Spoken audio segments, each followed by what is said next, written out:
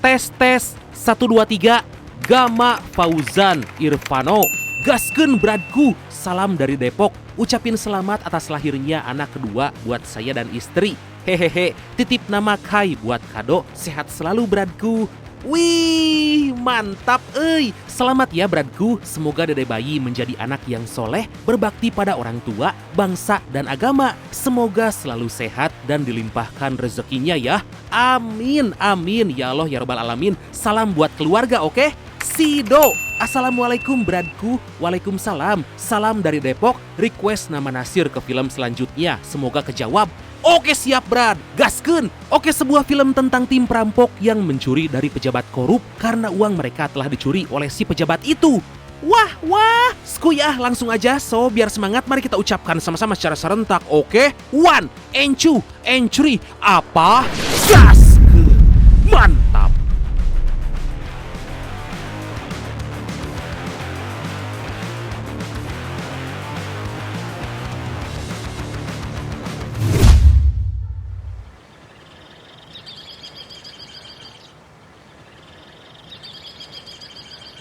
Kisah diawali dengan memperlihatkan suami istri asal Argentina yang kemarin kalah di final, yaitu Fermin dan Lydia bersama sahabatnya bernama Antonio. Mereka lagi merencanakan ingin membuat koperasi pertanian untuk menghidupkan perekonomian setempat. Mereka berniat membeli koperasi yang udah lama gak beroperasi demi memudahkan kebutuhan masyarakat, khususnya untuk pertanian.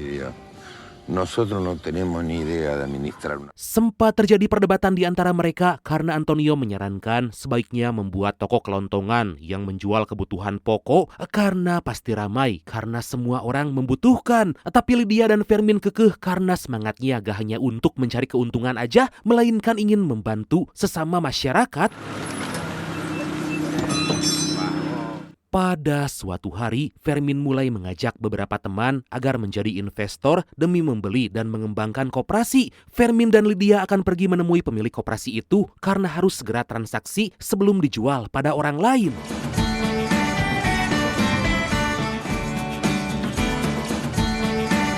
Dan inilah Heroic Losers. 300.000.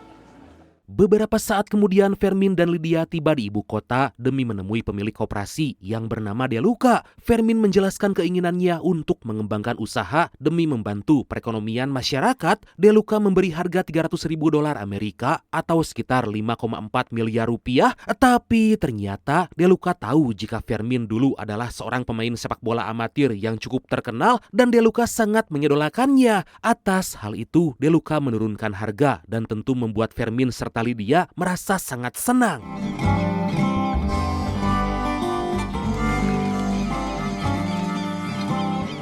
Di keesokan hari, Fermin dan Antonio mulai mencari investor dan mereka mengajak rekan, yaitu Gomez bersaudara yang punya misi yang sama. Sebenarnya kondisi ekonomi keluarga Gomez gak terlalu baik, bahkan bisa dibilang lebih kurang dari Fermin. Tapi demi keuntungan dan manfaat, Fermin ingin mereka bergabung meskipun hanya invest beberapa ribu dolar aja. Singkat cerita, mereka mulai menemui beberapa orang, mulai dari pengusaha dan banyak masyarakat agar bisa ikut berinvestasi. Puluhan ribu dolar berhasil terkumpul meskipun tentu masih kurang.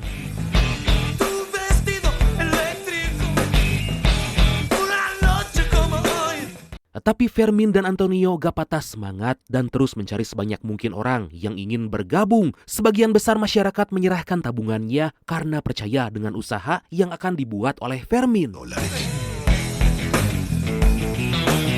Dirasa masih kurang, Fermin dan Antonio menemui seorang pengusaha besar di tempat mereka. Fermin bertemu dengan si pengusaha itu yang bernama Carmen dan mulai menjelaskan ide bisnis yang akan dijalankan. Secara gak diduga, Carmen setuju untuk berinvestasi sebesar $100.000 Amerika atau sekitar 1,8 miliar rupiah. Bahkan Carmen juga mengajak anaknya agar membantu usaha Fermin. Saludos a Rodrigo. Gracias, nos vemos.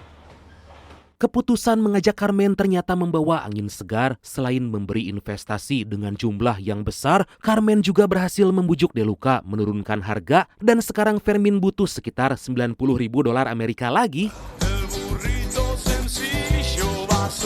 Kemudian Fermin dan Lydia mengajak beberapa investor ke bank untuk menyimpan uang yang telah terkumpul di berangkas agar lebih aman. Mereka pun bertemu dengan manajer bank yang, kita panggil aja dia Kai lah ya, requestan dari embrat kita yang ini, dan mereka sangat antusias karena uang yang telah dikumpulkan tersimpan dengan aman. Beberapa hari kemudian Fermin dan Lydia memutuskan untuk meminjam uang ke bank agar bisa menutupi kekurangan dan melunasi pembayaran pada Deluca. Fermin kembali ke bank dan bertemu lagi dengan Kai membahas besaran pinjaman yang disepakati. Dikarenakan rekening Fermin nol, Kai meminta agar uang yang kemarin disimpan di berangkas didepositkan dulu sebagai syarat administrasi agar Fermin layak menerima pinjaman. Entonces ahí el crédito sale inmediatamente, yo se lo aseguro.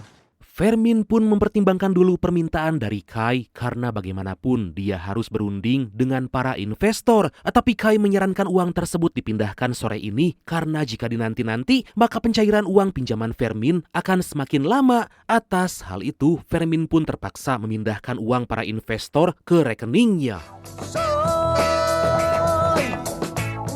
Fermin segera menyerahkan uang tersebut pada seorang teller bernama Carlos. Fermin menunggu dengan sabar sampai semua uang itu selesai dihitung. Karena Fermin harus amanah menjaga uang para investor, Fermin berharap pinjamannya bisa segera cair agar para investor yakin dengan usaha yang Fermin jalankan.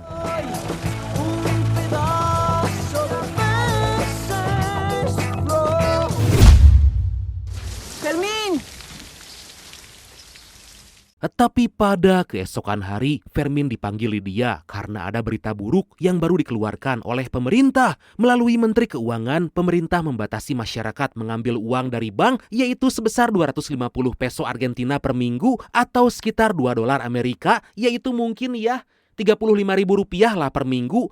Lah gimana? Semua itu dilakukan karena saat ini Argentina lagi mengalami krisis. Mendengar itu seketika Fermin tampak lemas hingga jatuh pingsan. Aduh, kasihan. Lydia segera memanggil Antonio agar membantu Fermin. Untungnya Antonio bisa mengerti dan akan menyampaikan langsung kepada setiap investor mengenai apa yang terjadi. Antonio meminta Fermin tetap tenang, jangan khawatir karena semua ini bukan kesalahannya. Me ocupo yo. Pada sore hari, seorang investor mendatangi Fermin dan marah-marah atas apa yang telah terjadi. Dia merasa kecewa karena Fermin memutuskan sepihak dan baru memberitahu setelah ada masalah. Fermin mencoba menjelaskan karena semua itu dia lakukan agar pinjaman bisa cair, tapi pada kenyataannya pemerintah malah mengeluarkan kebijakan. Terjadi cekcok di antara mereka dan tiba-tiba Lydia keluar membawa senapan agar investor itu gak terus menyalahkan Fermin. Lydia berkata agar si investor gak merasa paling dirugikan karena Lydia dan Fermin juga merasakan hal yang sama. Lydia mengingatkan seharusnya mereka bisa bersatu menuntut pemerintah. 3 hari kemudian Fermin dan beberapa investor dikumpulkan oleh Antonio karena ada informasi penting yang ingin disampaikan Carlos. Tepat saat Fermin pergi dari bank, Fermin gak sengaja papasan dengan seorang kaki tangan pejabat yang kita panggil aja dia Nasir lah ya, requestan dari embrat kita yang ini. Ternyata Nasir dan Kai telah sekongkol menggunakan sebagian besar uang bank, termasuk uang investasi yang dikumpulkan Fermin sebagai pinjaman untuk Nasir. Diketahui Nasir menyogok Kai agar uang tersebut dijadikan pinjaman dan yang tersisa di bank hanya mata uang peso yang kursnya jauh lebih rendah dibanding dolar Amerika. Mendengar itu Antonio sangat marah karena Nasir tega menyengsarakan banyak masyarakat karena udah tahu dengan kebijakan yang akan dikeluarkan oleh pemerintah. Mereka pun gak akan tinggal diam dan akan menemui Kai demi meminta penjelasan. Ya, minimal uang Fermin bisa dikembalikan. Pada keesokan hari, Fermin dan Lydia kembali mendatangi bank demi bertemu dengan Kai. Tapi Kai terlihat buru-buru pergi dan sama sekali gak menjawab pertanyaan. Fermin mencoba menghentikan Kai, tapi Kai buru-buru kabur, membuat Fermin, Lydia, serta para investor dipaksa menerima bahwa uang mereka telah hilang. Lah, Dari sana mereka pulang dengan perasaan kecewa dan gak bisa memaafkan atas apa yang dilakukan Kai. Fermin ingin menempuh kasus tersebut ke jalur hukum, tapi Fermin sadar butuh uang yang gak sedikit, ditambah mereka pasti orang-orang kuat yang punya backingan pejabat. Fermin terus melamun hingga gak sadar ada mobil yang menyalip dari arah berlawanan dan kemudian...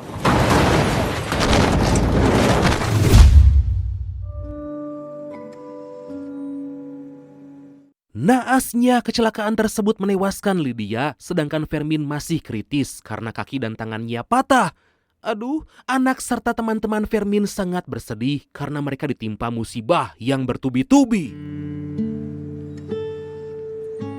Anak Fermin bernama Rodrigo gak kuat menahan kesedihan melihat sang ayah terluka parah dan ibunya meninggal dunia. Rodrigo gak bisa berbuat apa-apa dan hanya bisa mendoakan agar sang ayah bisa cepat sembuh. 1 bulan kemudian, Fermin akhirnya pulang, tapi sekarang hidupnya sepi karena gak ada Lydia. Fermin merasa kasihan karena Rodrigo terpaksa putus kuliah untuk mengurusnya dan bekerja karena Fermin belum bisa melakukan apa-apa. Selain kehilangan istri dan uang, hidup Fermin serta banyak masyarakat lain semakin terpuruk karena saat ini Argentina mengalami krisis ekonomi. Saking parahnya terjadi PHK di mana-mana dan kemiskinan meningkat serta mata uang peso Argentina gak ada harganya, bahkan sampai ganti presiden 5 kali demi mengatasi krisis ini.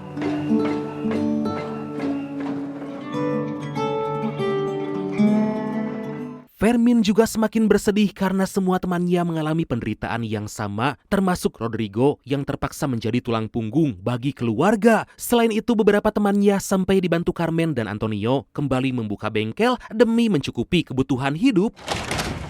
Hola, Fermín.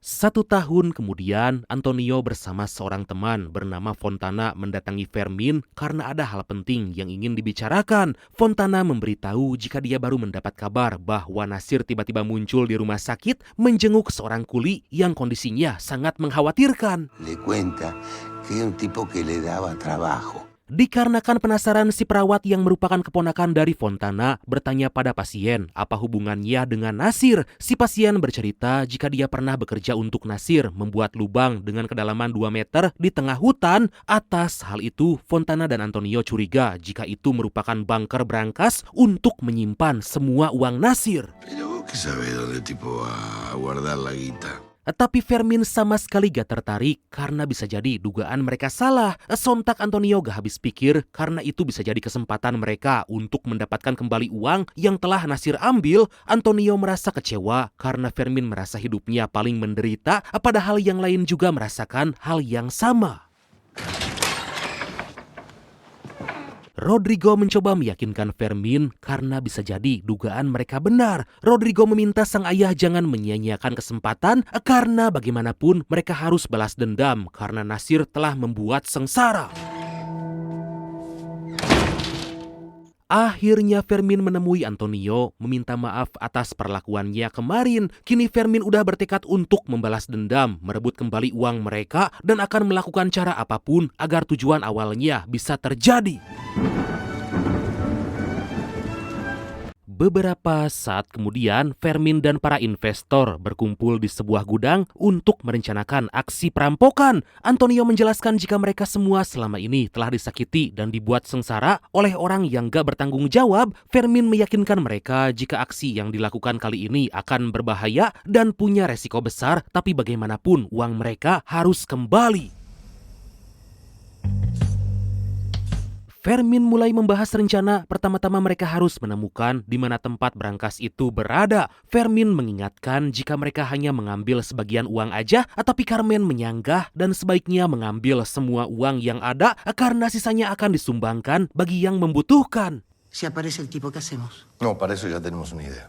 Di keesokan hari, Rodrigo mulai menjalankan rencana dengan pura-pura menjadi office boy gratis untuk membantu Nasir. Rodrigo akan menjadi mata-mata dan melaporkan semua yang terjadi agar Fermin dan yang lain bisa menemukan bunker milik Nasir. Nasir sempat merasa heran karena gak memesan office boy, tapi asisten Nasir mengizinkan karena ruangannya perlu dibersihkan, apalagi gratis. Sementara itu Fermin dan yang lain pergi ke sebuah tempat yang diduga kuat tempat bunker berangkas Nasir berada. Mereka berhati-hati karena takut ada yang melihat dan jika gagal maka uang mereka dipastikan gak akan pernah kembali.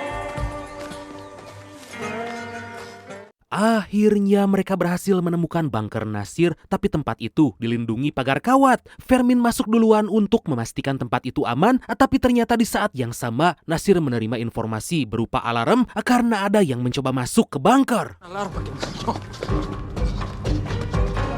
Dengan cepat Rodrigo memberi kabar agar mereka segera pergi sebelum ketahuan oleh Nasir. Anak Carmen yang ditugaskan berjaga segera meminta Fermin dan yang lain pergi sebelum aksi mereka ketahuan oleh Nasir.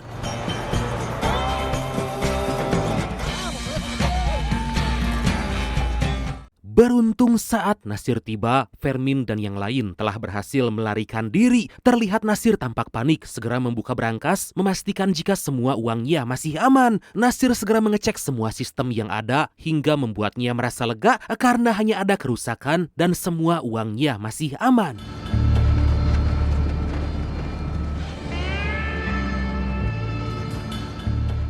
Di lain sisi, Fermin dan para konco kembali berkumpul di markas membahas kejadian tadi. Rodrigo menjelaskan jika bunker Nasir terhubung dengan alarm yang membuat siapa aja yang berusaha masuk akan ketahuan. Mereka pun harus menyusun rencana lagi untuk membuka berangkas dan juga memastikan bahwa Nasir gak menyadari aksi mereka. Gak lama anak Carmen menyarankan agar Rodrigo mencari bil pembelian alarm oleh Nasir agar mereka bisa tahu merek dan cara kerja alarm yang digunakan. Dengan begitu mereka bisa beraksi tanpa ketahuan Nasir. Akhirnya Rodrigo kembali ke kantor Nasir dan pucuk dicinta ulam pun tiba. Rodrigo melihat Nasir pergi sedangkan asistennya ke toilet membuat dia punya kesempatan. Dengan cepat dia pun mencari struk belanja dan bisa menemukan merek alarm yang Nasir gunakan. Fermin dan temannya segera pergi ke toko yang menjual alarm. Susah bener, alarm. Alarm. Nah itu, pura-pura menanyakan sistem dan cara kerjanya. Fermin mendapat informasi jika alarm tersebut terhubung dengan listrik, tapi demi berjaga-jaga, alarm tersebut dilengkapi baterai yang tahan hingga 48 jam. Atas hal itu, mereka pun harus menyusun rencana lagi untuk memudahkan aksi perampokan.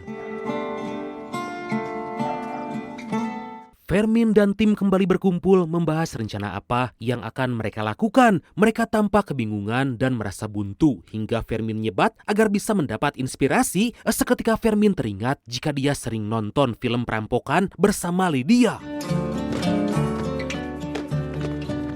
Fermin segera membangunkan Rodrigo menonton kembali film perampokan yang dulu dia tonton. Fermin menyadari jika mereka harus terus membuat alarm berangkas berbunyi sampai Nasir jengkel dan akhirnya mengira jika alarm itu error. Fermin pun segera memanggil Antonio dan yang lain memberitahukan rencana itu. Lo tenemos que convencer de que la batería anda mal. Fermin menjelaskan kembali rencananya, bahkan Fermin nekat akan meledakkan gardu listrik. Fermin yang sempat ragu untuk merampok malah menjadi yang paling bersemangat dan akan melakukan cara apapun meskipun resikonya tinggi. De que la alarma funciona bien y la batería mal. Fermin meyakinkan jika rencana tersebut akan berhasil karena Nasir pasti gak akan tahan dengan alarm yang terus dibuat menyala dan akhirnya akan mengira jika benda tersebut rusak. Selain itu mereka akan memanfaatkan kondisi badai sebagai alibi untuk meledakkan gardu listrik. Di tengah itu anak Carmen membawakan magnet detektor untuk memudahkan mencari kabel yang terhubung ke alarm. Melihat hal itu, Carmen sempat ragu dengan kemampuan sang anak, tapi semua orang dibuat diam karena anak Carmen sangat jenius. Singkat cerita, Fermin dan Antonio pergi membuat galian demi mencari jalur kabel yang terhubung ke alarm. Meskipun mereka sama sekali bukan perampok, tapi mulai dari perencanaan hingga eksekusi, mereka sangat terlihat seperti tim profesional.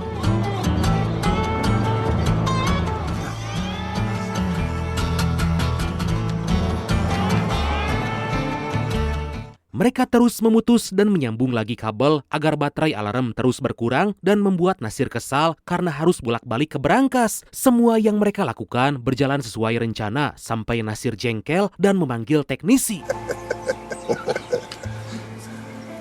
Nasir diberitahu jika tempat tersebut masih pelosok, jadi bisa aja alarm terus berbunyi akibat listrik yang gak stabil. Tapi Nasir curiga jika teknisi tersebut justru ingin mencuri uangnya, hingga seketika Nasir mengarahkan senjata. Nasir sangat kesal karena akhir-akhir ini stres berat karena pekerjaan, ditambah alarm berangkasnya terus berbunyi.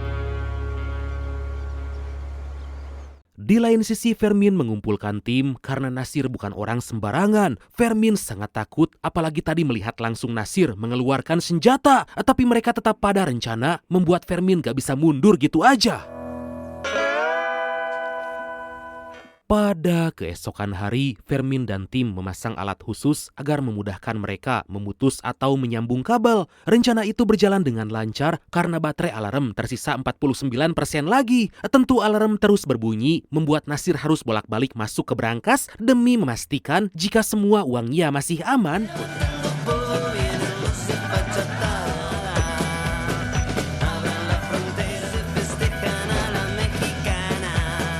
Mereka terus mengulangi itu setiap hari, membuat Nasir sangat kesal karena terus-terusan bolak-balik. Tentu itu sampai mengganggu waktu tidur Nasir dan membuat pikirannya semakin stres, hingga akhirnya Nasir melepaskan baterai pada sistem alarm. Semua berjalan sesuai rencana, membuat Fermin dan tim segera menyiapkan solar untuk meledakkan gardu listrik. Mereka juga menyiapkan dinamit agar bisa meledakkan gardu listrik dengan sangat mudah. Tapi di lain sisi, Rodrigo kepergok oleh asisten Nasir karena dari awal dia udah curiga dengan gerak-gerik Rodrigo. Asisten Nasir mengancam akan melaporkan Rodrigo, hingga akhirnya dia pun jujur dengan rencananya karena uang mereka telah diambil oleh Nasir. Mendengar semua itu, asisten Nasir jadi berpihak pada Rodrigo karena ternyata keluarganya juga telah dirugikan. Beberapa saat kemudian, Nasir lagi dalam perjalanan menuju berangkas miliknya, tapi di tengah jalan dia melihat petugas listrik lagi memperbaiki trafo. Tanpa disadari, mereka adalah tim Fermin yang menyamar dan melakukan itu agar Nasir percaya jika alarm terus berbunyi akibat listrik yang gak stabil. Di malam hari, Fermin mengumpulkan tim karena penyamaran Rodrigo telah ketahuan. Terjadi cekcok di antara Fermin dan Antonio karena Fermin menginginkan bahwa aksi ini dihentikan karena sangat beresiko. Tapi Antonio menolak karena perampokan harus tetap berlanjut agar uang mereka bisa balik lagi. Ella me escuchó, papá. Yo sé que me escuchó. Rodrigo menjelaskan jika asisten Nasir sebenarnya mendukung aksi mereka, tapi Fermin gak mau percaya karena bisa jadi itu merupakan jebakan. Dengan tegas Fermin ingin menghentikan rencana perampokan ini karena merasa sangat beresiko. Di keesokan hari, tim mendatangi Fermin memberitahu jika perampokan tetap berlanjut. Tentu Fermin sama sekali gak setuju karena itu bisa membahayakan mereka. Tapi Fermin dibuat terdiam saat melihat Rodrigo tetap memilih ikut, dan Fermin hanya bisa berdiam diri padahal dari awal dia yang paling bersemangat dalam aksi ini. Beberapa saat kemudian mereka bersiap menuju berangkas Nasir, tapi secara mengejutkan Fermin datang dan ikut kembali dalam aksi. Sebelum beraksi, Fermin mengingatkan agar semua berhati-hati dan jika ada yang gak beres mereka harus segera kabur sebelum ketahuan.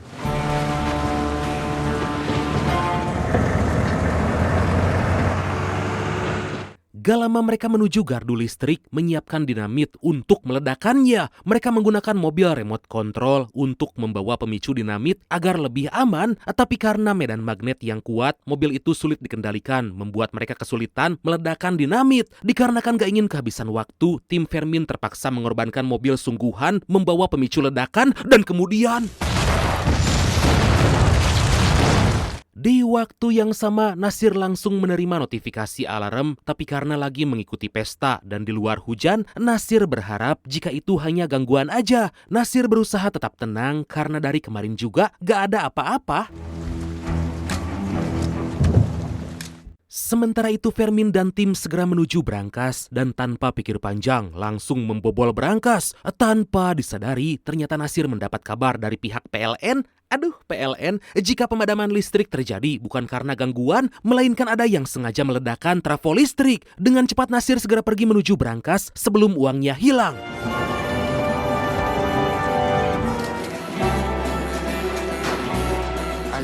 Di lain sisi, Fermin dan tim berhasil masuk ke berangkas, lalu segera memasukkan semua uang yang ada ke dalam tas. Mereka beraksi dengan sangat cepat dan jangan sampai aksi mereka berakhir sia-sia. Sebelum pergi, Fermin membakar berangkas itu agar gak meninggalkan jejak dan gak ada yang tersisa.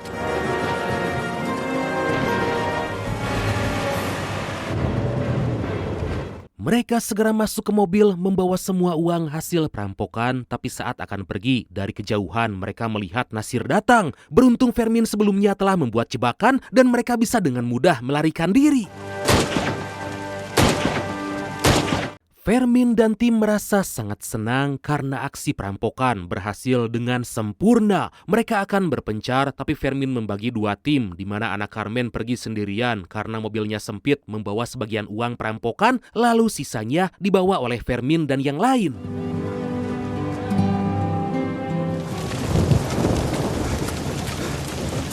Setelah mereka pergi, Nasir tiba di berangkas dan sontak menangis karena tempat itu telah terbakar dan semua uangnya hilang. Mamam tah Nasir. Nasir sama sekali udah gak punya apa-apa karena uang dari hasil kong kali kong dengan manajer bank telah diambil.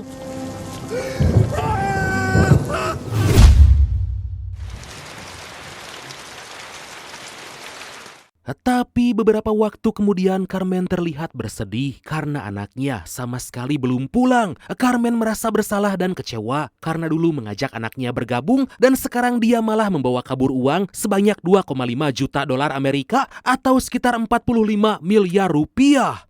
Waduh. Fermin mencoba berpikir positif, berharap anak Carmen bisa balik lagi. Meskipun sebagian dibawa kabur, tapi sisanya jauh lebih banyak, yaitu 7,5 juta dolar Amerika atau sekitar 135 miliar rupiah dan bisa digunakan untuk membuka usaha.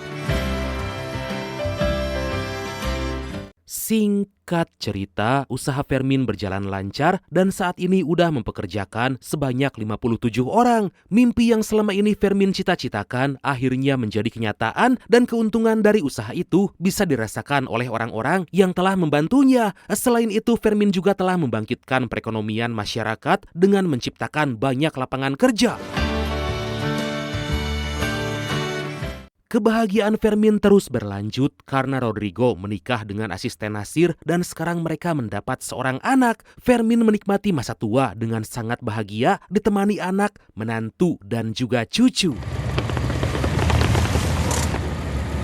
Sementara itu secara kebetulan Nasir mendatangi bengkel Antonio karena ban mobilnya bocor. Seketika Antonio sadar dengan kedatangan Nasir lalu mengambil segelas kopi dengan sedotan yang udah dioleskan ke manuknya.